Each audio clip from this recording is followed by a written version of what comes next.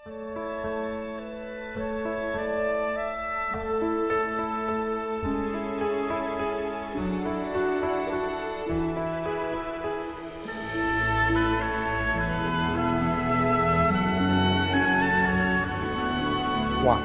pada sibuk ini ya, mahasiswa atau sudah bekerja? Mahasiswa. Mahasiswa, senang bisa ketemu. Boleh kita ngobrol-ngobrol? Boleh, Pak. Boleh. Kebetulan saya sedang baca buku Pak dari Pak Julius Tahia. Oh, iya, iya. Kalau Kok tertarik kenapa membaca Pak saya- Julius Tahia? Saya lagi mencari tahu Pak, apa sih ini Yayasan Tahia gitu Pak. Saya mau cari tahu lebih dalam lembaga ini bergerak di bidang apa gitu. Oke. Kalau boleh minta diceritakan Pak sedikit mungkin tentang Yayasan Tahia tersendiri. Mungkin sebelum saya cerita mengenai Yayasan Tahia, ya lebih baik kita kenalan dulu kan ya. Ya, kalau kalian mahasiswa, saya ini orang yang sebenarnya sudah harus pensiun seharusnya ya. Usia saya sekarang 77 tahun. Anak 4, cucu 8. Istri satu, Pak. Istri baru 1. Istri baru 1. Ya, memang yang menarik kalau saya boleh cerita lebih dulu. Saya dari dulu memang memutuskan ingin jadi seorang profesional. Artinya, saya tidak ingin jadi pengusaha seperti Pak Julius Tahia almarhum. Kenapa? Karena takut rugi. Takut rugi, saya tidak ada bakat. Jadi saya ingin menjadi seorang profesional. Nah, pada waktu saya menentukan pilihan itu sebagai profesional, pertanyaan saya mau bergelut di bidang apa ya? Di bidang apa? Nah, kemudian saya merasa paling cocok itu di bidang hukum. Sehingga pada waktu lulus SMA saya memilih hukum. Nah, saya diketawakan oleh teman-teman, diketawain adik-adik saya, dan bapak saya juga tanya, kenapa kamu memilih bidang hukum? Padahal kamu kalau menurut raport, kamu bisa jadi insinyur, bisa jadi dokter, tapi SH itu kan susah hidup katanya. Tapi kenapa kamu memilih itu? Nah, ini yang menarik adalah bahwa saya waktu itu membuat satu pilihan yang ternyata pilihan itu penting sekali untuk masa depan kita sendiri. Betapapun sebenarnya waktu saya memilih itu saya diketawakan karena bidang itu dianggap remeh dan segala macam, tapi saya tidak peduli. Oke, jadi akhirnya saya memilih bidang itu. Saya menghayati dengan sungguh-sungguh karir itu sampai suatu ketika saya bertemu dengan almarhum Pak Julius Tahia pada waktu itu tahun 1983. Belum lahir kan? Belum. 83 saya bertemu.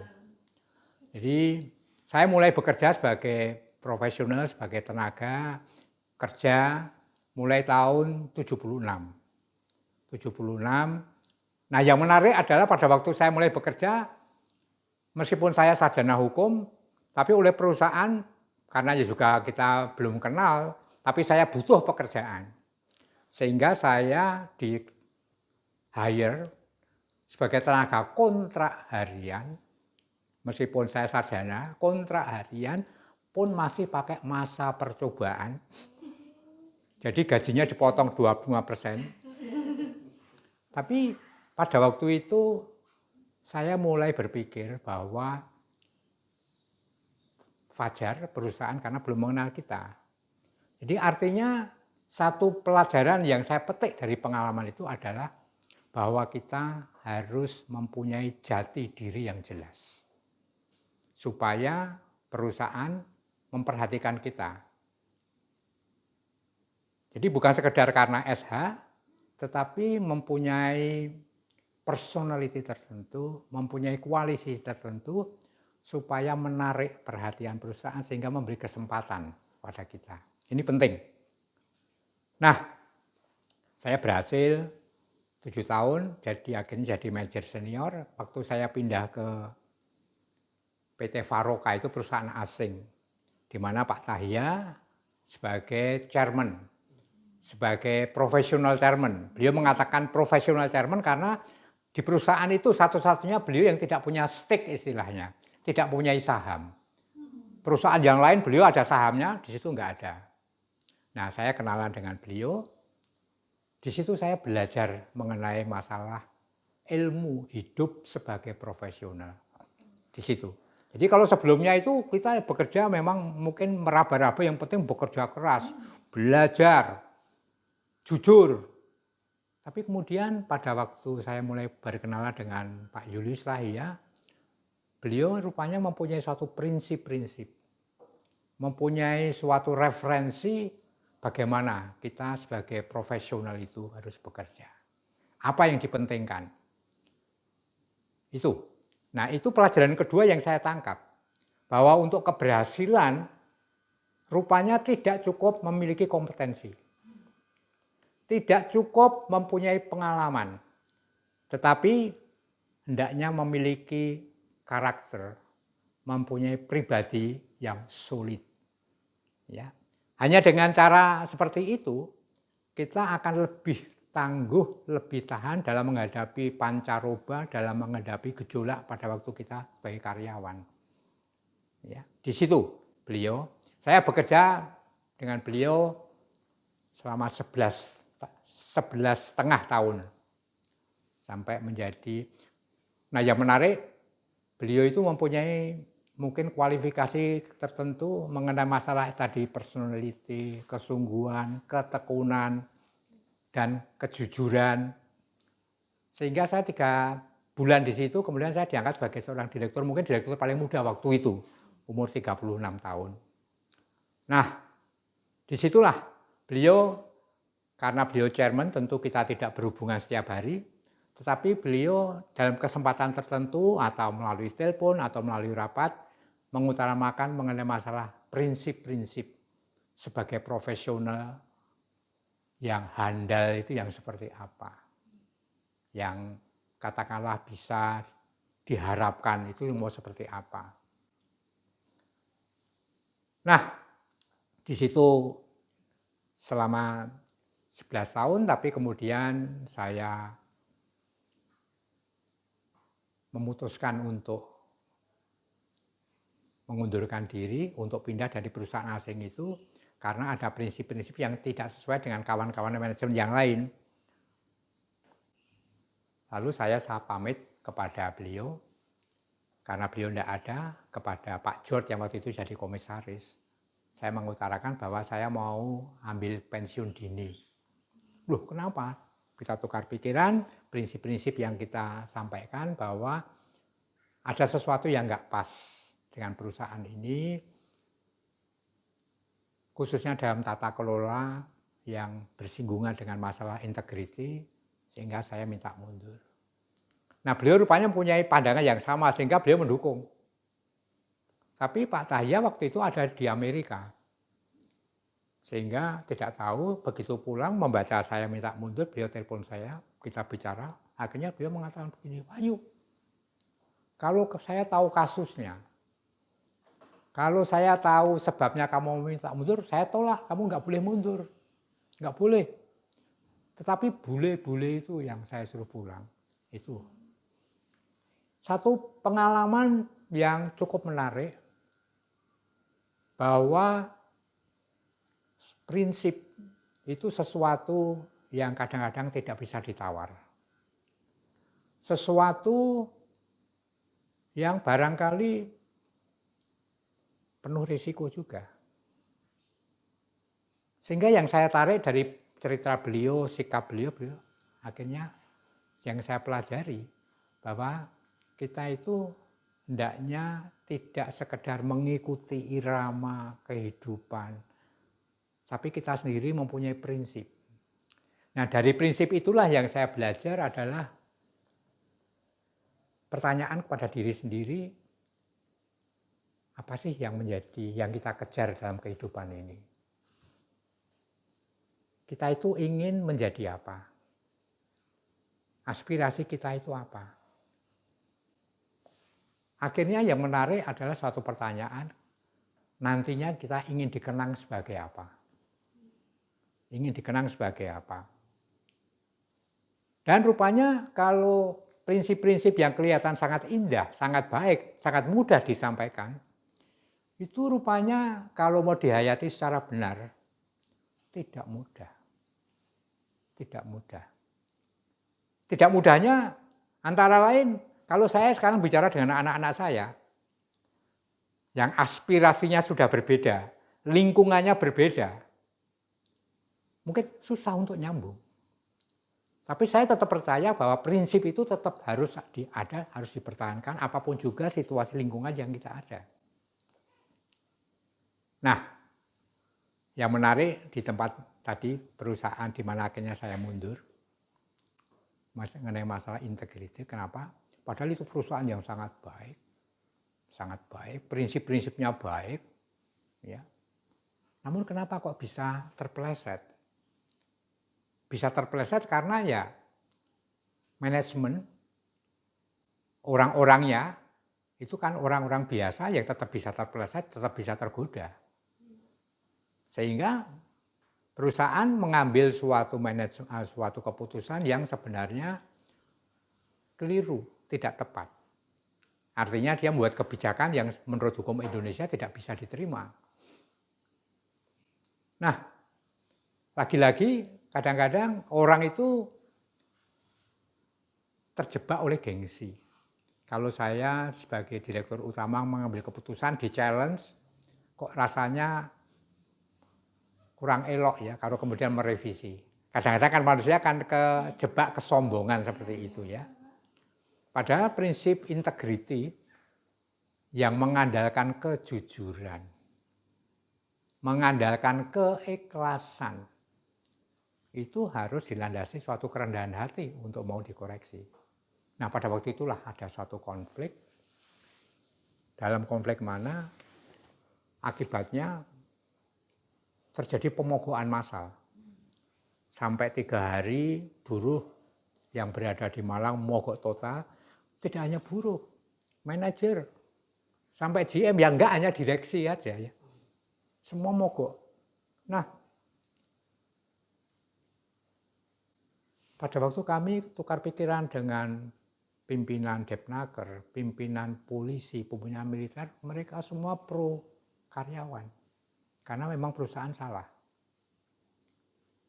Tetapi kemudian Presdir memaksa saya untuk memaksa buruh kembali bekerja, tapi tetap mempertahankan polisi yang telah diambil. Dan kalau dievaluasi memang secara jujur, secara terbuka, secara fair, kebijakan ini salah. Nah, waktu itu saya sebagai wakil direktur utama yang diminta untuk menangani, akhirnya saya bicara dengan beliau bahwa kita yang salah. Kalau kita mempertahankan pola ini, maka reputasi perusahaan, shareholder value akan rusak. Reputasi kita akan rusak. Sehingga jalan keluarnya harus dicabut. Supaya kembali normal, supaya bisa gini. Dan pemerintah semuanya pro mereka. Karena memang betul. Apa yang dia katakan? Wahyu, saya sebagai Presdir menginstruksikan kamu tetap lakukan apa yang saya perintahkan. Nah, perintah dia kan sebenarnya kan melanggar prinsip-prinsip tata kelola yang benar. Dalam hal-hal tertentu bertentangan dengan prinsip integritas. Lalu saya bagaimana menghadapi yang begitu? Saya diperintahkan, perintahnya cukup jelas, dan saya wakil beliau. Ini adalah tantangan konkret. Kalau saya melaksanakan, artinya saya menjadi pengecut. Karena demi saya, demi menyenangkan bos, saya lakukan. Tapi melanggar hak-hak daripada karyawan. Sebaliknya kalau saya menolak, tidak mau melaksanakan, salah-salah saya yang dipecat. ternyata pengalaman itu tidak hanya terjadi seperti itu, banyak sekali pengalaman yang kita sendiri kemudian menghadapi dilema. Kita menghadapi istilahnya moment of truth. Bagaimana harus mensikapi sesuatu situasi yang kita sendiri kalau mau mengatakan bahwa saya berintegritas, bahwa kalau saya itu loyal dalam arti kata positif kepada prinsip-prinsip tata kelola yang benar, saya harus berani mengambil sikap yang barangkali merugikan diri sendiri. Bisa ditangkap maksudnya? Bisa, Pak. Bisa ya? Nah, takut enggak? Ya takut dong. Karena saya punya 1 istri tadi, punya 4 anak yang masih kecil-kecil, istri tidak bekerja lagi, takut. Takut. Dan setiap kali menghadapi situasi yang begitu, ya kita menghadapi takut sebagai manusia. Pelajaran yang bisa saya tempuh, yang bisa saya ambil adalah bahwa kalau kamu mengandalkan diri sendiri, mengandalkan kekuatanmu sendiri, mengandalkan keberanianmu sendiri, kamu akan mudah goyang. Mudah goyang. Sehingga lebih mudah kita mengentertain hal yang sebenarnya keliru. Pada waktu itu kita beruntung, kita bicara mengenai iman. Bagi Tuhan tidak ada yang mustahil. Ya kan? Bahwa semua itu kan sumbernya di Tuhan itu sendiri. Jadi ya oke, saya serahkan. Namun yang bisa saya lakukan sebagai profesional adalah melakukan apa yang seharusnya saya lakukan. Sehingga pada waktu itu saya mempunyai kekuatan akhirnya. Mengatakan kepada diri saya, maaf kalau perintahmu tetap seperti ini, saya menolak, saya tidak bisa lakukan. Lebih baik kamu pilih pimpinan yang lain untuk menyelesaikan. Dan memang saya yakin tidak ada pimpinan yang lain. Silakan. Konsekuensi saya dipecat. Tapi tidak tahu kekuatan apa yang diberikan Tuhan sehingga saya berani mengatakan begitu. Itu penting. Jadi integriti itu bukan soal wah mengetahui, wah setuju, wah baik. Tapi implementasi itu membutuhkan sesuatu lain. Karena akhirnya dalam pilihan kan menyangkut security kita sendiri. Nah, dalam situasi seperti itu saya menarik Pak George Tahia yang tadi pagi mungkin ketemu, beliau kan komisaris di situ. Beliau telepon ke saya, Pak Wahyu bisa bicara bebas. Saya di Malang, waktu itu menyelesaikan perbulan di Malang, beliau di Jakarta. Iya Pak, apa yang terjadi, saya ceritakan yang terjadi. Akhirnya keputusan Bapak gimana? Saya tidak bisa lakukan, karena ini salah, prinsipnya salah. Pimpinan mungkin sudah mata gelap. Tetapi kalau saya turuti, saya juga pengecut Pak. Konsekuensinya Pak, mungkin saya akan dipecat, tapi saya nggak peduli. Monggo silahkan. Apa beliau mengatakan? Pak Wahyu, don't worry, I back you up. Loh, ini satu kata tapi kan membesarkan hati. Kadang-kadang kita perlu juga dibesarkan hati. Oke? Nah, udah itu akhirnya saya yang dirut telepon lagi, bisa dilakukan enggak? Saya menolak, enggak bisa. Ini prinsip, kita keliru. Sehingga akhirnya saya mengatakan begini saja, saya berikan kesempatan Bapak untuk berpikir setengah jam. Kalau Bapak tidak memberikan jawaban dalam setengah jam, saya sebagai wakil dirut akan saya ambil alih, saya akan putuskan. Karena sebagai orang yang bertanggung jawab harus berani mengambil sikap. Nah, jadi integriti di sini rupanya yang bisa saya pelajari mengandung unsur bertanggung jawab. Kalau saya mau amannya saja ya sudah, oh Pak baik. Saya aman, tapi saya menjadi pengecut. Betul enggak? Tidak ada kepuasan batin. Jadi sebagai profesional tantangannya integriti itu sebenarnya di situ. Seperti saya katakan tadi, bukan sekedar kita mempunyai kompetensi, pendidikannya bagus, pengalaman bagus, enggak cukup. Tapi apakah kita didukung karakter? Betapapun kita tetap ketakutan, tapi tetap kita mencoba menghidupinya dengan melakukan hal yang benar itu. Oke, akhirnya intinya memang tidak ada feedback dari pimpinan, lalu saya katakan peraturan ini saya cabut, sehingga langsung kembali normal. Ujian saya selesai? Belum. Belum. Saya sore kembali ke Jakarta, besok paginya conference dengan manajemen saya dan pemegang saham di Australia. CEO grup menanyakan gimana kasusnya.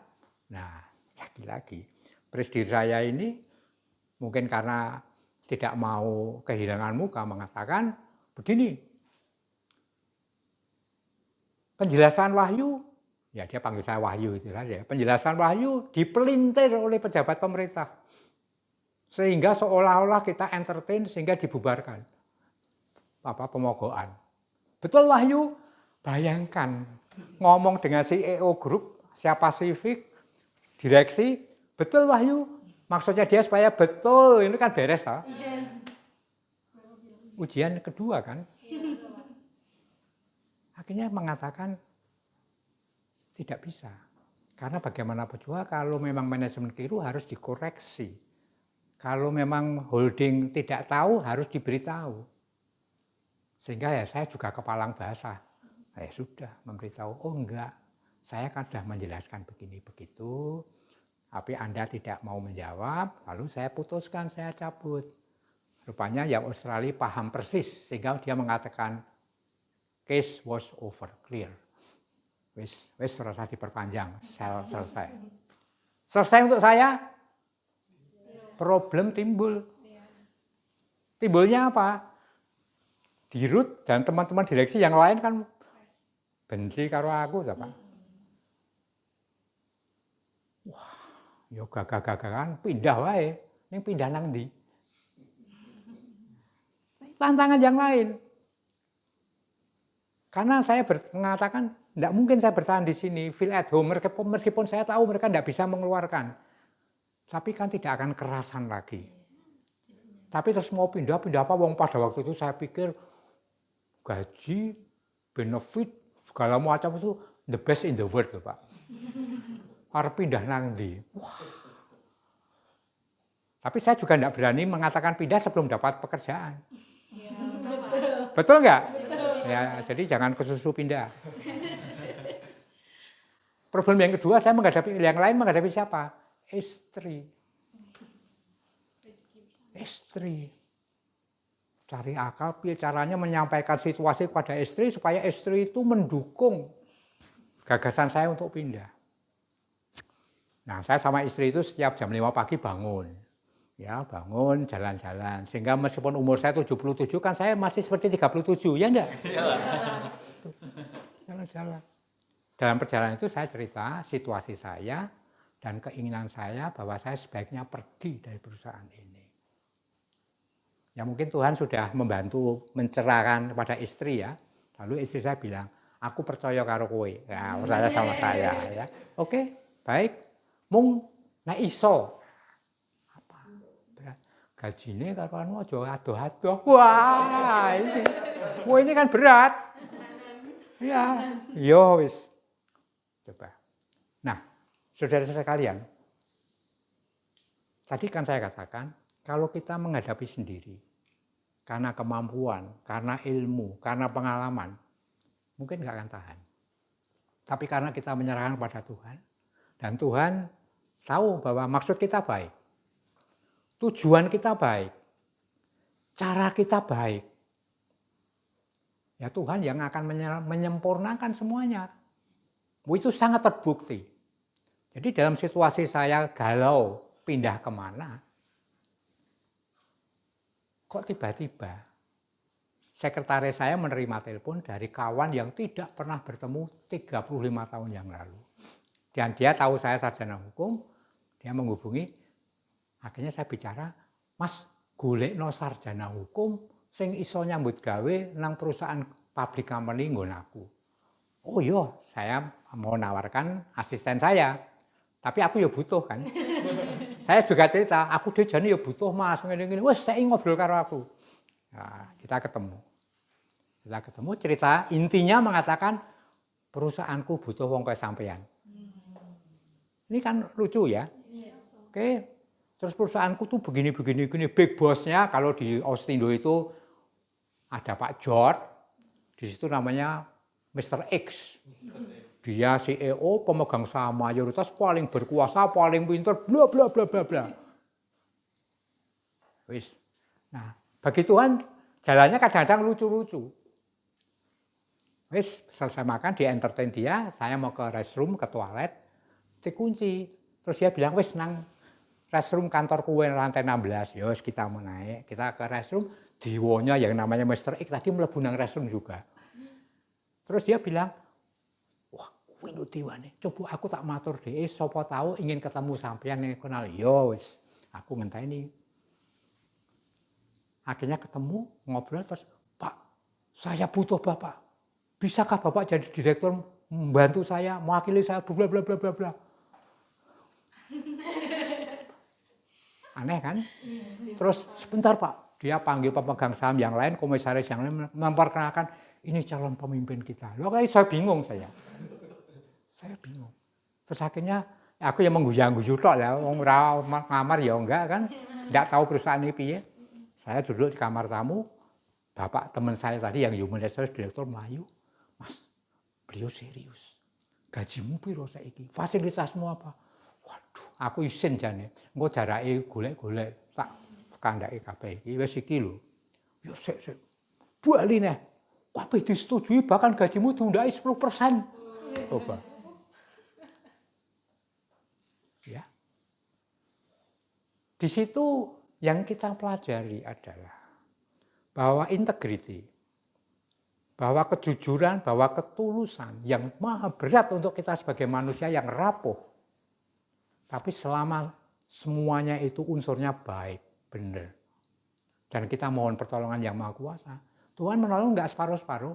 Tidak hanya menyelesaikan pemogokan beres selesai, enggak, tapi memberikan pekerjaan saya dengan gaji lebih tinggi 10%. Ngerti maksud saya? Ya.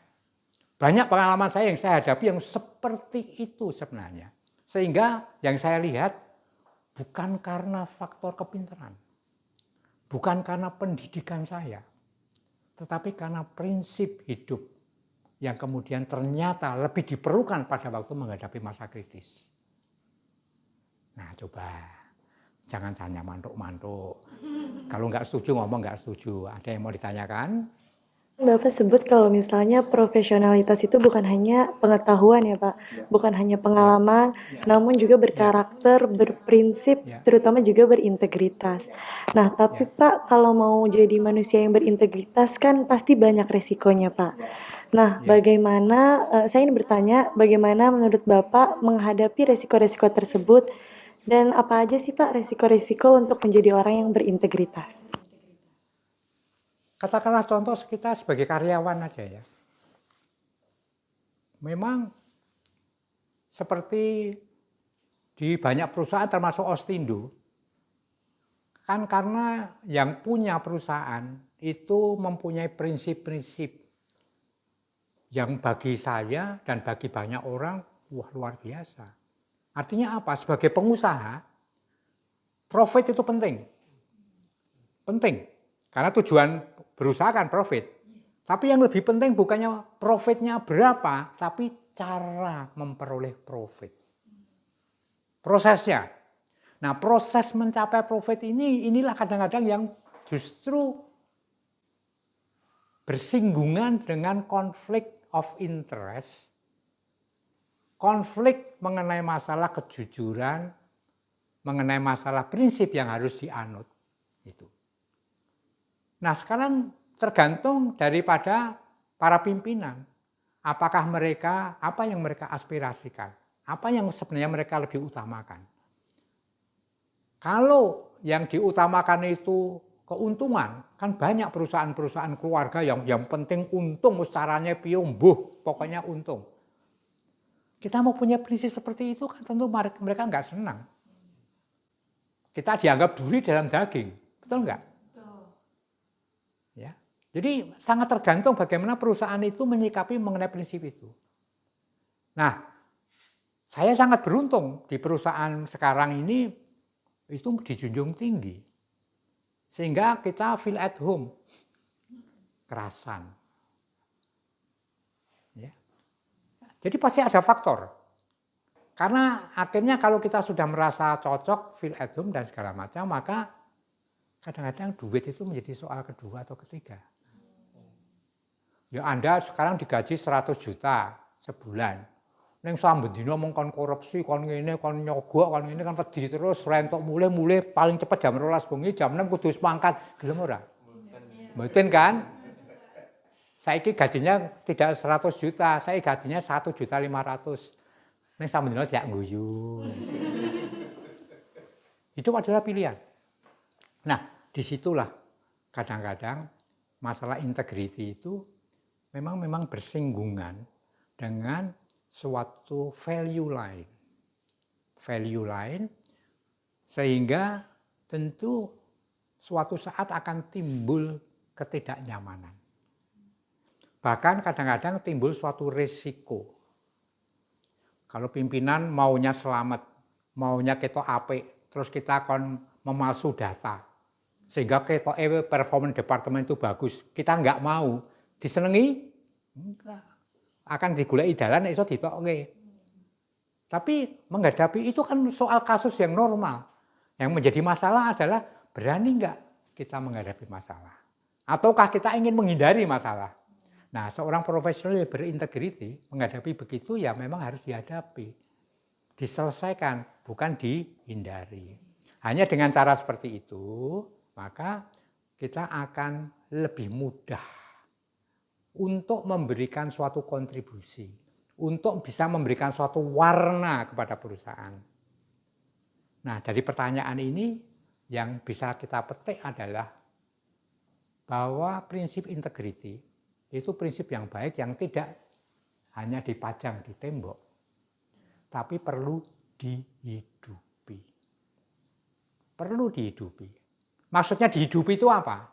Bahwa kalau kita mempunyai prinsip integriti, ya tidak sekedar kita amini, tidak sekedar kita hormati, tapi kita lakukan dengan baik. Dan terus terang, itu artinya kita juga harus siap menghadapi risiko-risiko. Tapi percayalah, rupanya kalau kita mampu menghadapi itu, melewati itu dengan baik dan konsisten, salah satu buah yang akan dicapai adalah trust. Kepercayaan.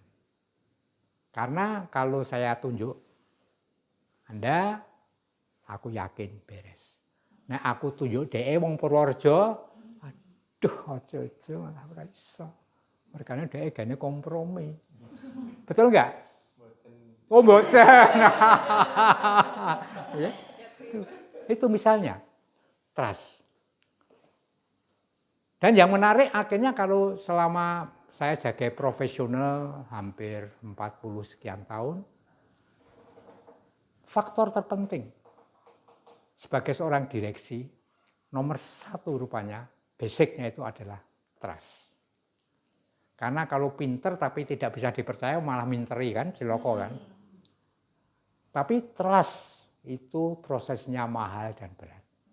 Tapi kalau kita bisa, di sini pentingnya, bukan hanya perusahaan yang akan berterima kasih, yang akan diuntungkan. Tapi jangan lupa yang paling penting sebenarnya diri kita sendiri. Kita sendiri. Kalau kita mempunyai kualifikasi yang baik, kompetensi yang baik, karakter yang solid, pengalaman yang terpuji, kabeh kepengin ngelamar. Betul enggak? Ya, kepengin. Ning sampean harus menunjukkan bukti dulu aja kesusu ngelamar. Betul? Itu.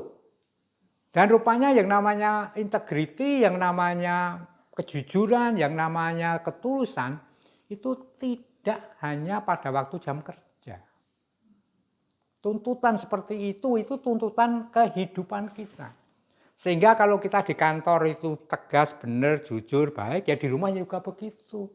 Gaji yo kabeh diserahkan bojo, aja diuntet.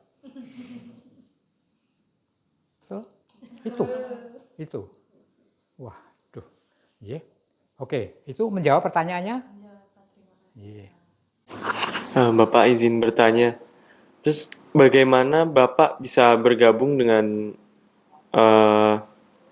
Tahia Foundation? Tahia Foundation itu hanya salah satu ya. Waktu saya bergabung pertama kali dengan Ostindo namanya, Ostindo Nusantara Jaya. Ya itu tadi, saya kenal dengan Pak Julius Tahia dan Pak Jor waktu di PT Rotten of Polmo, 11 tahun di situ. Waktu saya ambil early retirement, Pak Tahia dan Pak Jor ingin merekrut saya masuk ke Ostindo. Tapi saya terus terang, tapi jangan bilang-bilang ya. Terus terang, waktu itu saya belum siap mental. Saya kepada Pak Tahia itu bukan hanya kagum, bukan hanya wah, luar biasa, tapi ya takut. Nah, takutnya itu lebih besar daripada kagumnya itu. Sehingga waktu beliau telepon, saya minta, Pak, saya minta waktu. Saya bilang, Pak Jo, saya juga minta waktu supaya saya mempersiapkan diri lebih baik. Minta waktunya berapa? 4 tahun. Ya, 4 tahun. 4 tahun lalu saya public company. Pak Jo kok ndelala ya kemudian ikut investasi di situ. Jadi saya dimonitor. Sesudah 4 tahun, akhirnya saya merasa siap. Saya mengatakan, Bapak masih butuh. Kalau butuh saya sudah siap, Pak. Betul, kamu sudah siap, oke, kerja keras ya Wahyu, welcome. Sudah, gitu saja ada interviewnya. Interviewnya. Sudah dipercaya. Ya. Nah, ini yang Anda bisa petik. Yang bisa Anda petik bahwa pengalaman baik itu akan terbawa. Begitu juga pengalaman buruk itu juga akan terbawa. Sehingga pada saat mulai sekarang, sebaiknya Anda mulai menabung supaya kebaikan menjadi kredit. Ya, karena kalau sudah begitu, akan lain. Sekarang ini kadang-kadang lamaran yang paling efektif itu dari mulut ke mulut. Melamar, wah sekian, wah, tapi kita tidak mengenal orang. Ketemu, aku ya rapat kenal dia, sopo. Tapi ternyata beliau itu mengatakan, wah itu anak baik loh Pak, jujur. Integritasnya tinggi, tegas, ora dibayar gaji, ora popok. Loh, artinya apa? Ternyata rekomendasi dari mulut ke mulut itu jauh lebih efektif. Ya, itu. Nah, mudah-mudahan bisa menjawab. Tapi kesempatan kadang-kadang tidak datang 2 kali. Jadi begitu kita direkrut, ada kesempatan, ya kesempatan ini harus kita pelihara. Kita jaga, kita istilahnya dalami, sehingga dengan demikian akhirnya Anda bisa menjadi aset, tidak menjadi beban. Itu penting. Ya? Kalau Anda bisa begitu, saya yakin Anda di Ostindo nanti baru pensiun umur 85. Nah, tapi jangan ditanyakan ke Caltex loh,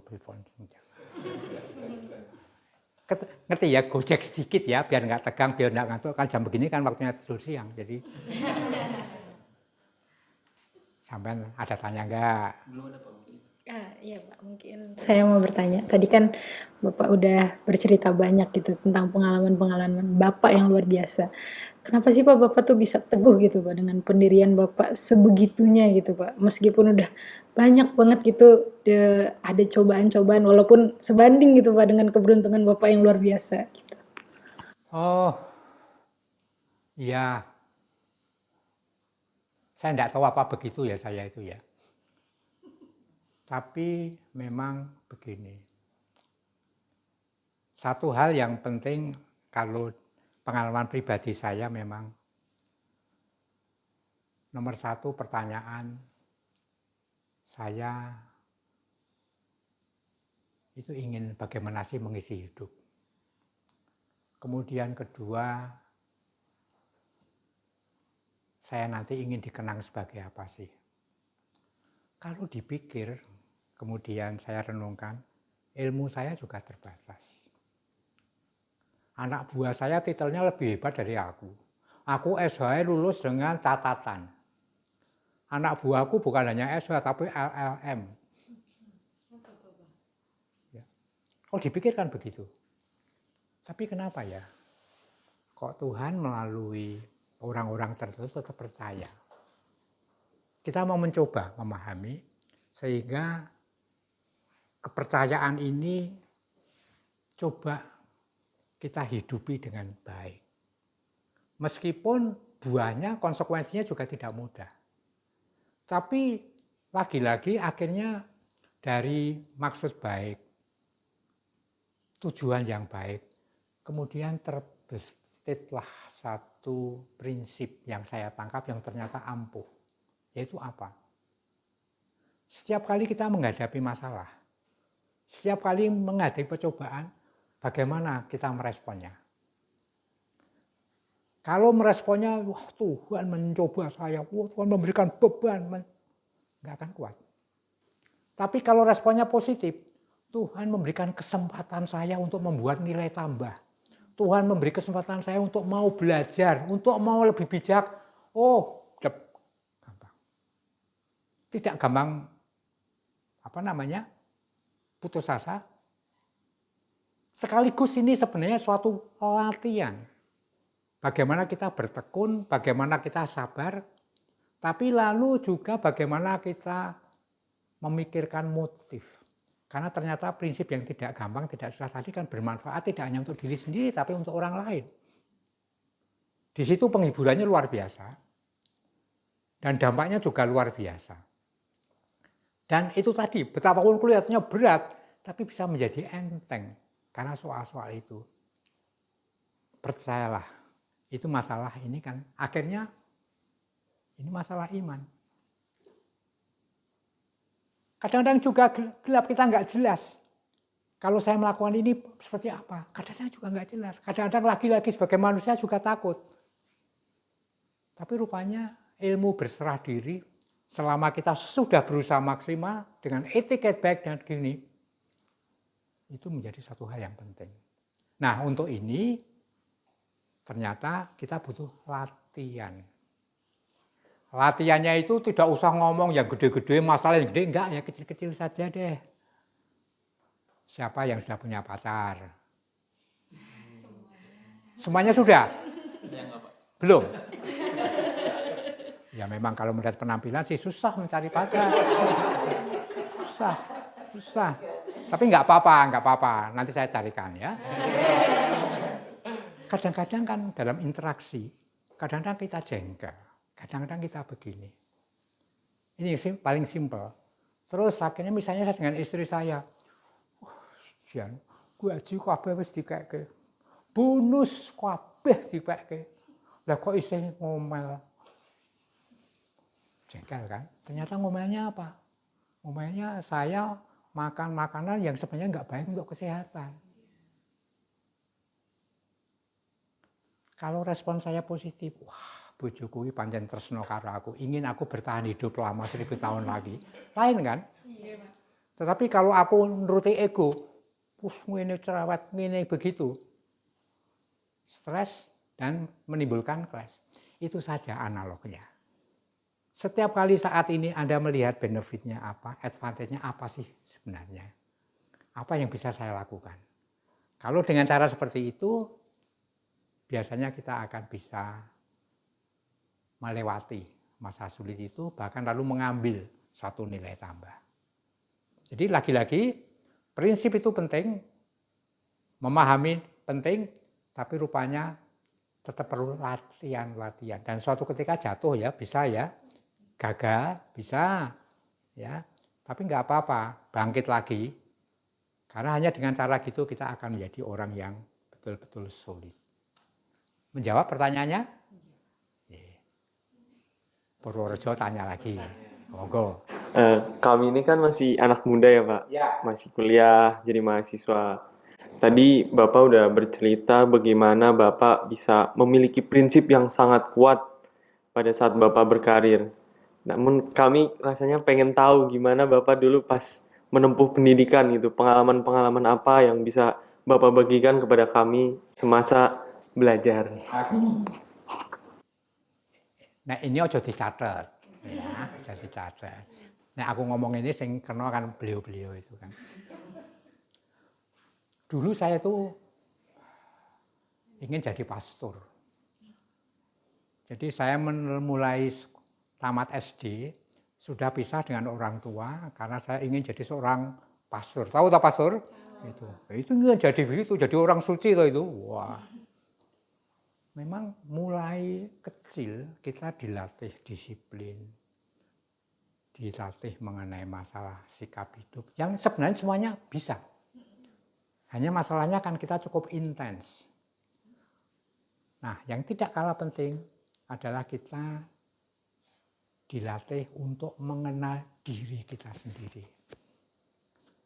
Aku aspirasiku apa, aku ingin jadi apa, kemudian kekuatanku itu di mana, kelemahanku itu di mana, supaya pada waktu saya mengambil suatu sikap untuk menjadi seseorang tertentu, tidak salah pilih. Itu mulai kecil, dan memang tidak mudah deh ya, saya katakan tidak mudah, karena apa? Sebenarnya saya lalu kehilangan masa remaja. Bahwa mulai SMP, SMA sudah harus berpikir seperti orang dewasa, seperti orang matang. Tapi artinya hidup juga tidak pernah terlambat. Anda juga bisa memulai sekarang. Ya, mempunyai prinsip-prinsip itu. Dan akhirnya yaitu tadi salah satu buahnya, aku tuh ingin jadi apa sih? Aku ingin jadi insinyur karena keren, IR. Apakah aku ingin jadi perawat saja rasanya titel, tapi aku punya kemanusiaan. Ini kan sesuatu pilihan yang membutuhkan suatu totalitas untuk memutuskan kan. Kalau benar loh, kalau mau benar. Itu. Nah, itu satu. Lalu kemudian kedua, kita menyadari kalau kita introspeksi bahwa kita itu orang yang rapuh sebenarnya. Kita kan kecondongannya kan ingin cepat enak, cepat sukses, semuanya jangka pendek, instan. Terus kemudian sebagai akibat dari prinsip yang seperti itu kita kan gampang tergoda. Kemudian yang namanya integriti itu lalu menjadi pilihan yang kesekian. Untuk apa integriti? Nggak perlu deh, itu sudah kuno. Itu zamannya bapakku. Tapi zamanku beda, saya gampang sama anak, ini, itu kan papa dulu, sekarang kan lain pak. Loh, Anda juga mungkin jawab begitu sama orang tua, betul nggak? Jujur itu bagus. Ya, tetapi ada suatu prinsip yang sebenarnya dalam hidup itu tidak akan pernah berubah. Dan kadang-kadang itu melawan arus. Lagi-lagi seperti pertanyaan tadi, membutuhkan pelatihan-pelatihan, membutuhkan tekad, membutuhkan introspeksi. Sehingga saya ada pelajaran yang saya petik adalah bahwa akhirnya nantinya sebagai profesional atau calon profesional, apakah kita lebih mengutamakan status daripada fungsi? Maksudnya apa? Zaman kita ini, nek wis jenenge dokter Andes, insinyur, kemudian jadi manajer, wah dunia sudah di tangan. Padahal tidak pernah berfungsi. Betul nggak? Jadi pertanyaannya apakah yang saya utamakan dalam hidup itu fungsi atau status? Betapapun aku pendidikan ini SMA.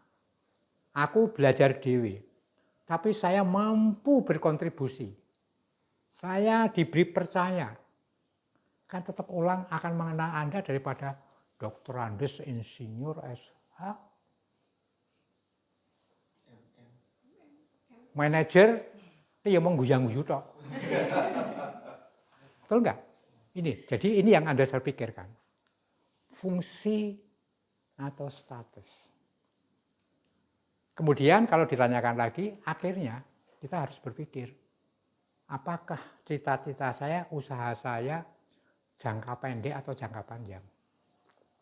Nah ini yang Pak Tahya selalu tekankan. Kalau nggak salah Bapak-Bapak juga mengingat. Maka di Ostindo itu selalu yang diutamakan jangka panjang sehingga investasi kita itu tidak ada yang sifatnya manipulatif. Tapi semuanya jangka panjang. Ya. Kita juga begitu.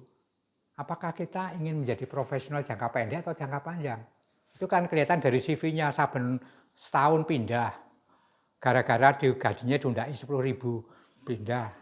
Kemudian pindah lagi gara-gara saka karyawan biasa jadikan asisten manajer. Wah, wow, bangga banget. 2 tahunnya ditawari jadi manajer, pindah. Nah, apakah seperti itu? Itu kan kesempatan opportunity untuk trust. Trust itu kan jangka panjang. Perlu track record. Hanya setahun pindah, piye? Apakah kira-kira ini menjawab pertanyaannya atau enggak? Benar? Ya. Jadi itu, ada beberapa prinsip yang harus dianut. Kita jangka pendek atau jangka panjang. Saya nanti ingin statusku pokoknya wis jadi manajer, wis jadi sarjana, wis segala-galanya apapun juga pangkat yang saya berikan, tapi saya berfungsi, saya bisa memberikan kontribusi. Kalau prinsip kita tepat, akan lain, ketekunannya itu lain. Oke? Mudah-mudahan menjawab.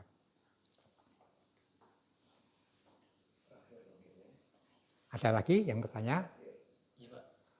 Yang terakhir. Sekarang kan kita lagi berbincang di perpustakaan nih Pak ya.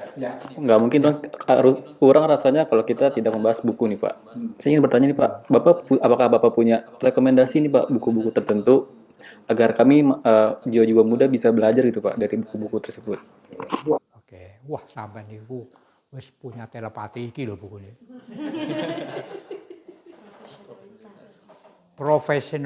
Profesionalitas, inspirasi membangun pribadi profesional unggul dan berkualitas. Wis sama langsung jadi direktur. Itu buku yang sangat baik. Saya belajar terus, setiap kali gundah gulana maca kayak gini kitab suci. Oh iya, maka itu tak ora-ora kabeh aku lho. Buktine tak waca, Dik. Oke, nanti bisik-bisik karo aku. Sekalian ngomong pacar ya. Saya kira begitu, kita sudah cukup bicara banyak. Tapi intinya bahwa apa yang saya ceritakan tadi itu bisa dilakukan siapapun juga, asal mau. Asal mau, dan kita berharap kalian semua akan berhasil. Kesempatan kesini ya. Mudah-mudahan Anda akan mempunyai hari depan yang cerah, dan bukan hanya untuk Anda sendiri tapi juga untuk lingkungan di mana Anda berada. Kalau ada kata-kata yang menyinggung perasaan soal jodoh dan lain-lain ya, tapi tidak boleh. Saya kira begitu. Nuwun,